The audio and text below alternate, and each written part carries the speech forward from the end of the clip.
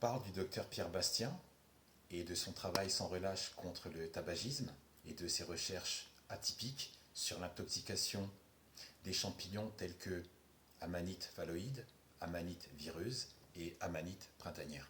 Son expérience, pour laquelle il n'a jamais tergiversé, et à 3 reprises sur des plateaux télévisés et en direct, à mettre sa vie en danger pour sauver celle des autres. Que tu veux contester car selon toi, il ne serait jamais passé sur FR3, si tu veux. Et si j'avais dit Antenne 2? Ce n'est pas la chaîne télévisée le plus important de l'histoire, mais plutôt le travail qu'il a réalisé, un travail acharné de plus de 15 piges.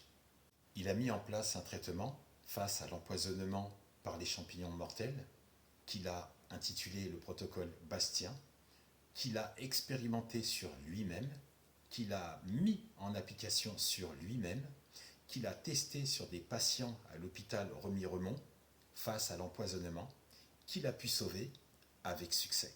Mais comme j'ai dit FR3, ça enlève selon toi toute crédibilité à l'histoire que j'aurais pu raconter à propos du docteur Pierre Bastien. Certains aiment avoir raison, c'est plus fort qu'eux. Tu m'envoies un commentaire, puis ce deuxième, qui confirme bien cette position. D'ailleurs, je t'en remercie, c'est un honneur pour moi que chez Dame Nature Médium Soin prenne de son temps pour m'écrire 2 petits commentaires sur mon petit compte. D'ailleurs, tu as pu voir, ton pseudo est coupé, ça ne rentre pas dans le cadre. Médium, sur TikTok. Après tout, chacun prétend et s'invente la vie qu'il veut. On est sur TikTok. Et heureusement que ta photo de profil soit très convaincante.